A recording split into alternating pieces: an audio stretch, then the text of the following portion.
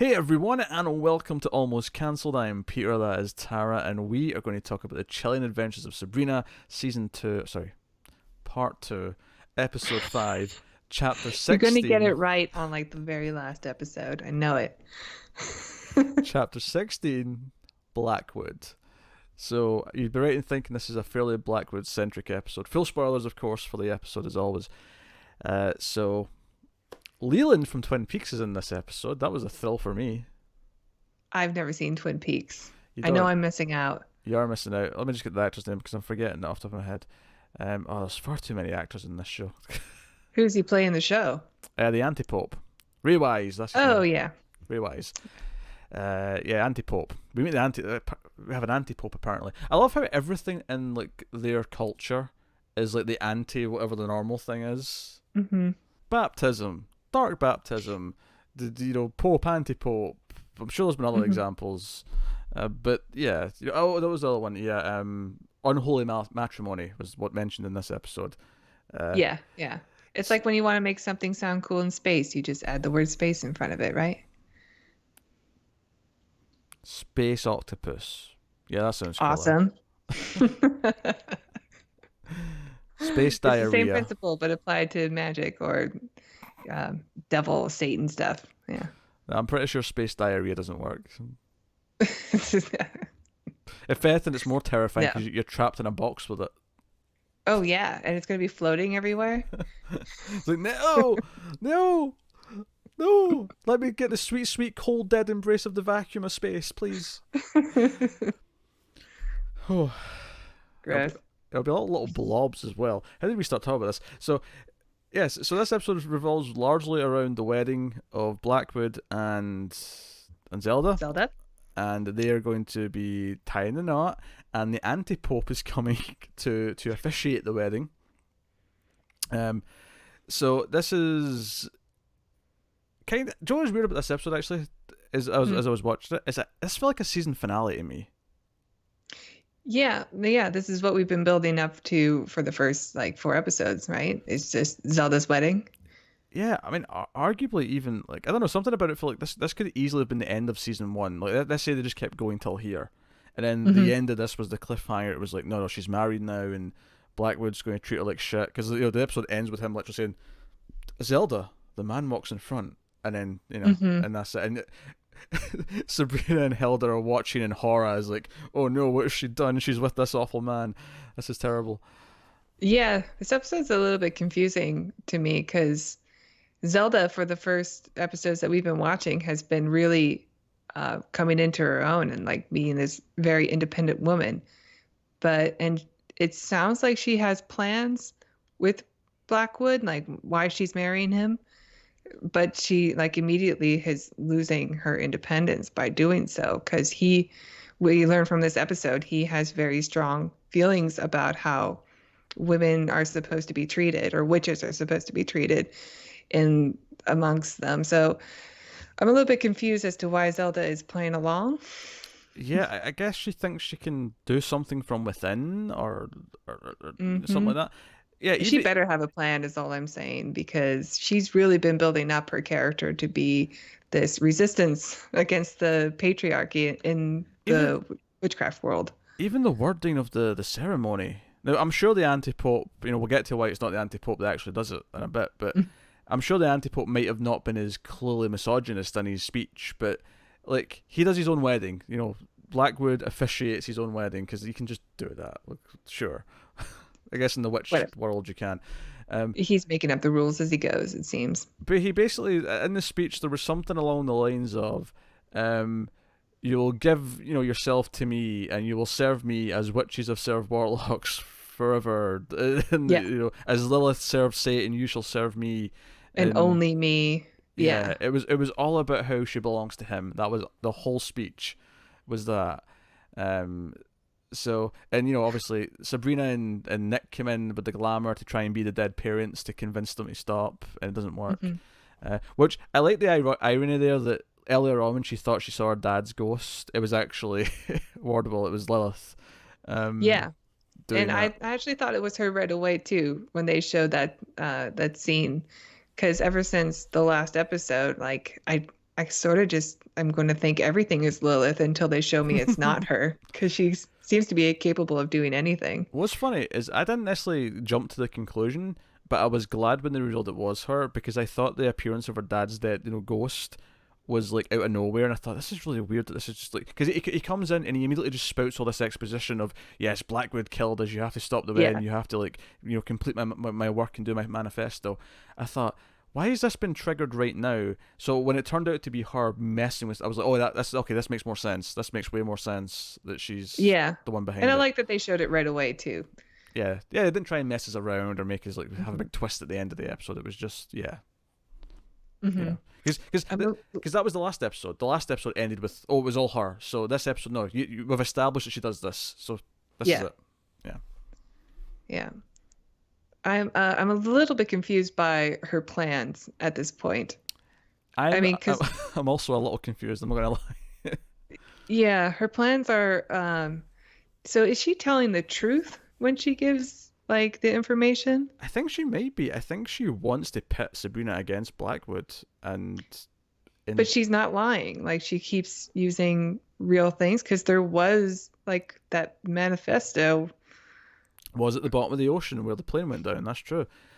She doesn't seem to be lying to anybody as of right now. Well, I think does this tie back into her wanting Sabrina to be good and ultimately to prove to the Dark Lord that she's not worthy of being it's confusing, but it is kind of interesting. Plus, we get this whole storyline with her and Adam, and where she is in defiance of the Dark Lord, and by being in defiance of the Dark Lord, she's sort of becoming more Christian and like being truthful. I don't know if she's It's very strange. the way I read this is that I think kind of like Zelda. Obviously, Zelda's not as villainous as Lilith is, but I kind of see her arc as being ultimately, again, also overcoming the patriarchy. As her ultimately, because we've seen how a couple episodes ago when she saw the play of like Lilith and Satan, and she was crying her eyes out, and her whole plot since the start of the show has been trying to serve him and work under him, and she's jealous that someone else might take her place as Satan's woman or whatever.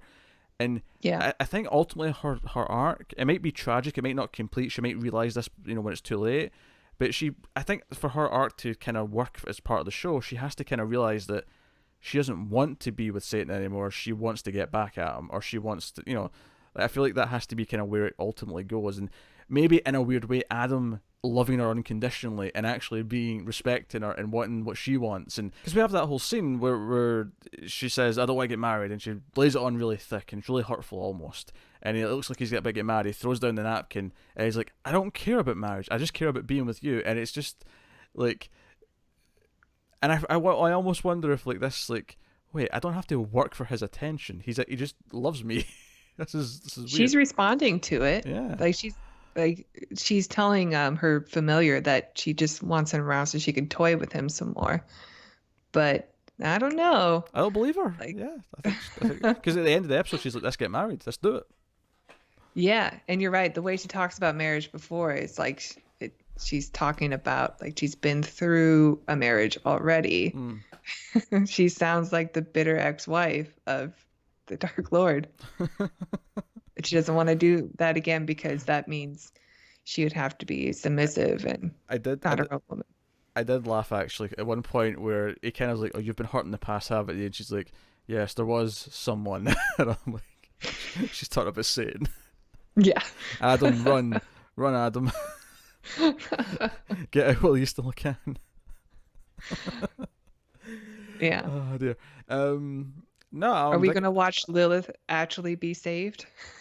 Maybe. Like, Lilith may actually have like a face turn. Like, she might actually be more of a real ally by the end of the show than what she is right now. That's possible.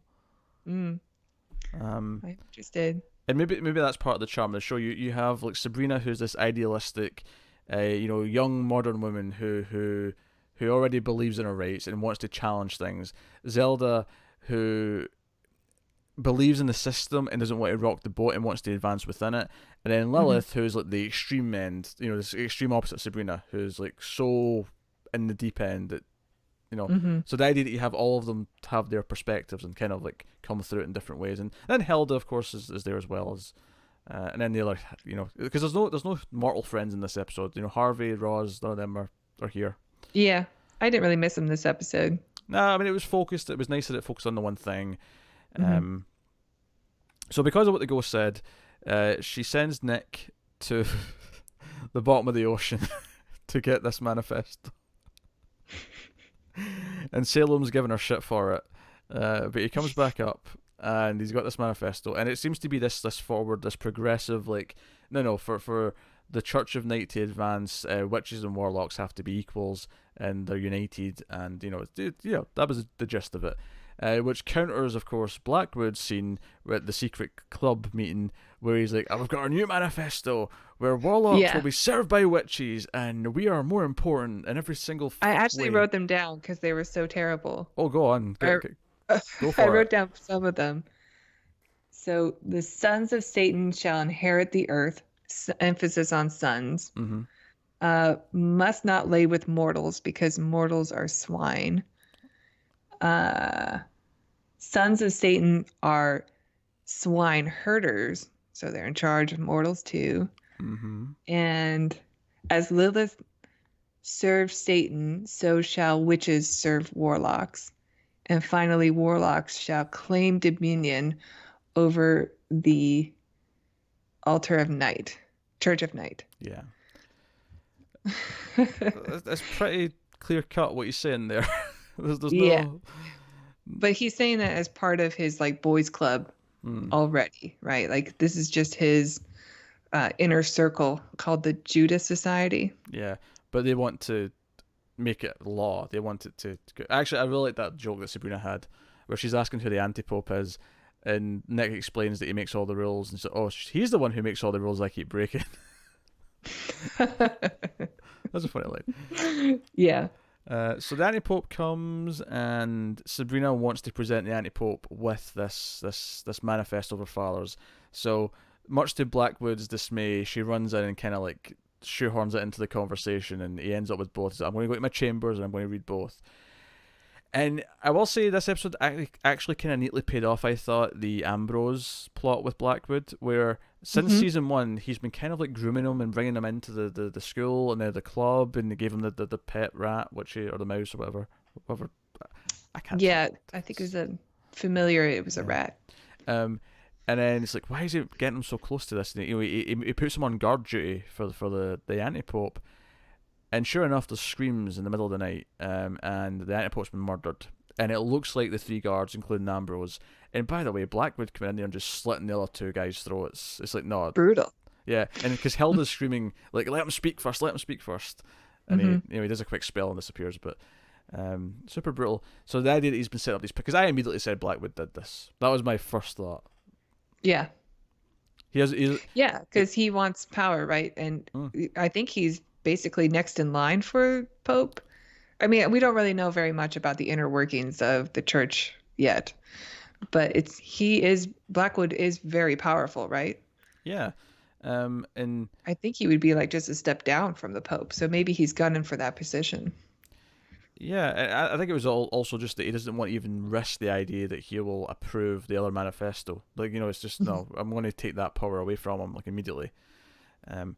So, no, it's super dark, and, like, them chasing Ambrose and Ambrose going into hiding all feels super dark. It feels like we've really turned a turning point, where, a proper hump in the road in the plot. It really does feel like this episode advanced a lot and paid off a lot of things that have been simmering. Yeah.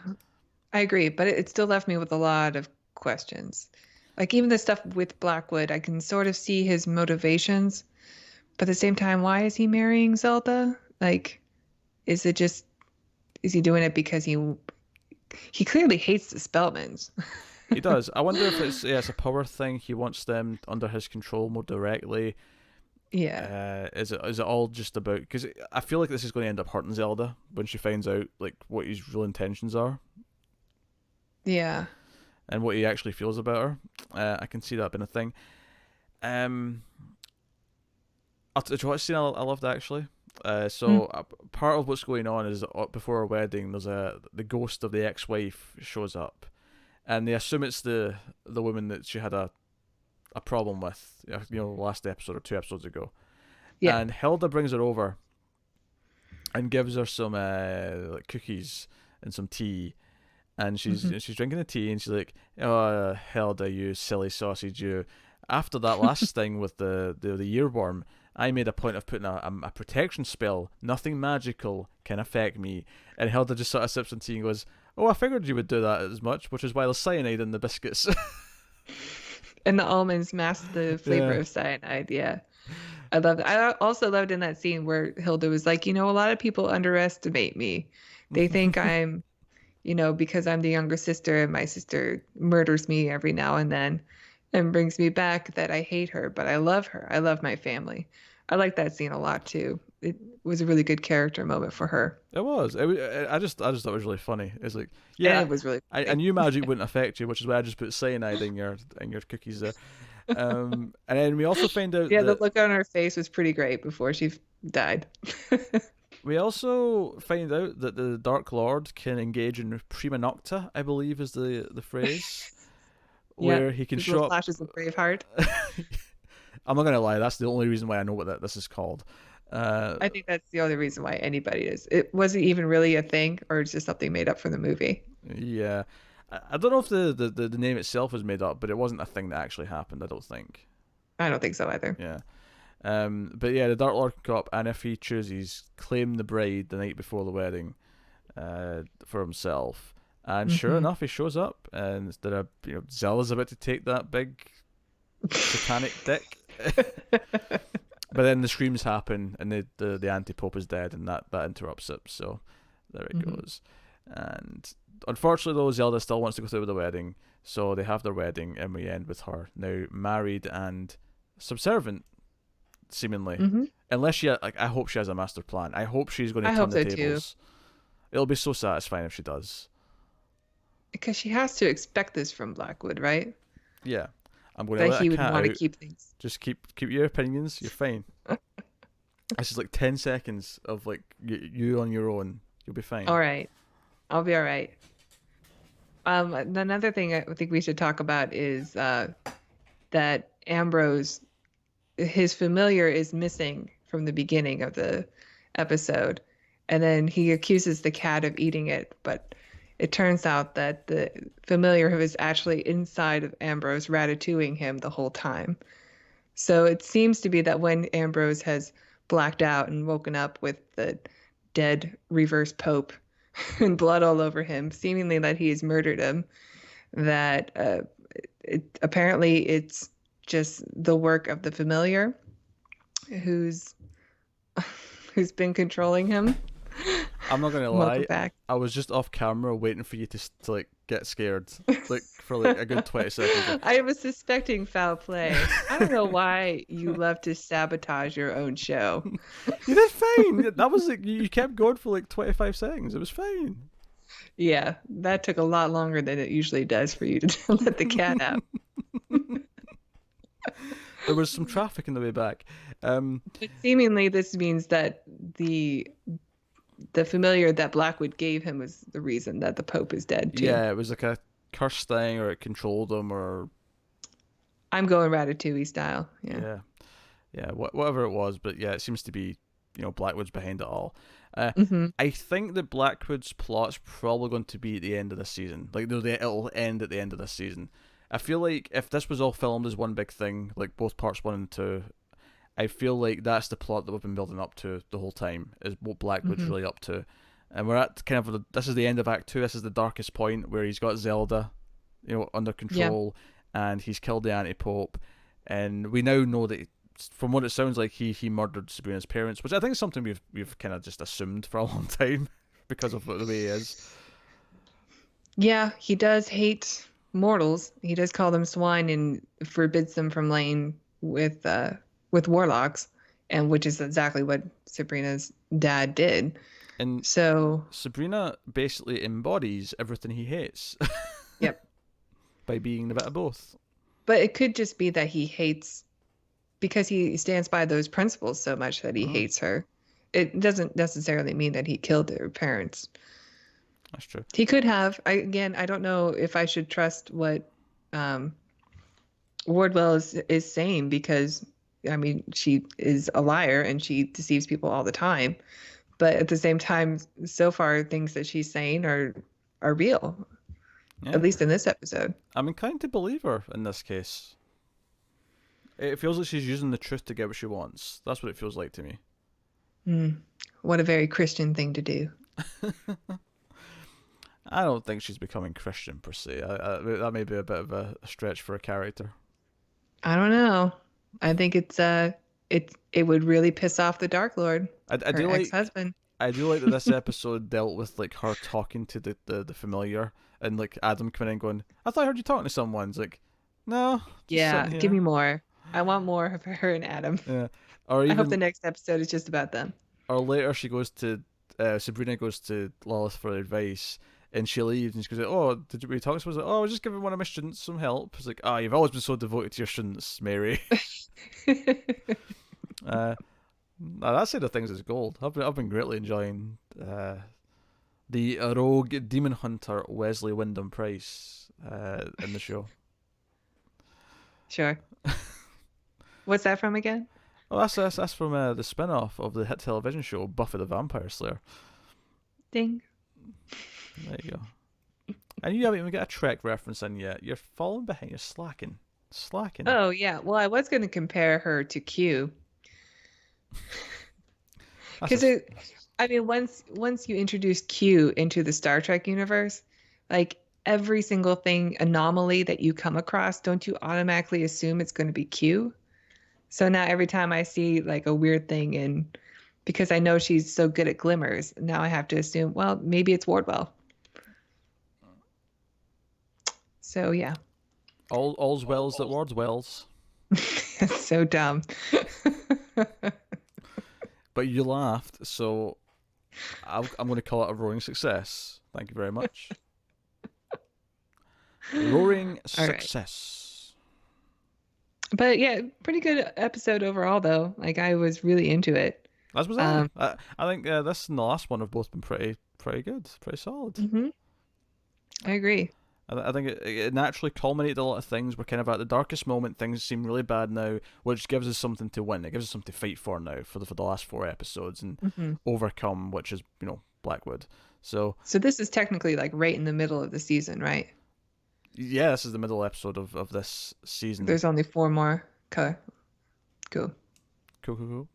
So that's the episode though.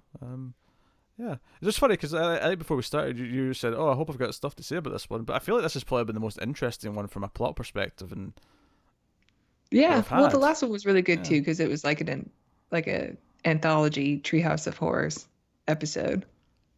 Yeah, but no, good episode. So by all means, everyone, let us know what you think of the episode of Sabrina in the comments below. You can like and subscribe and all that stuff. You can get us on the Twitters at mailed_fuzz for channel updates. If you want to support the show and the channel and everything we do here, you can head over to patreon.com/mailfuzztv, where you can support us for as little as $1 per month, and you can do that over there. I feel like Tara's waiting for me to like throw the mic, as if I'm going to be like, and you can say this part, Tara. All right, Tara, do you want to promote something? Recommend something of our content for people to check out. Starting next Thursday, you can check out a new show called The Atomic Cinema Experiment, hosted by both Peter and myself. We review sci-fi movies. I won't reveal what the first experiment is, but it's a great one. So that'll be starting Thursday. What's the date? Do you know? 18th. The 18th. Check it out. Yeah. Although, if you pay $1 on Patreon, the first episode is already up, and you can see what that first experiment is. So, go have a look. See. I love how you emphasize hosted by Peter and myself. You really went out your way to make it clear that it's my show too. Yeah. But to be fair, given the themes of the episode and the season that we've been talking about, it should be your show too. Yeah, just wait till the end of this, and I'll be hosting. No. Things should be equal. Not doing away with me. I'm important to this show. Damn it. All right, we'll see how the events unfold. All right, that's been Chilling Adventures of Sabrina, thank you once again for watching or listening. We always appreciate it. Keep watching TV, guys. Have you got any vanilla?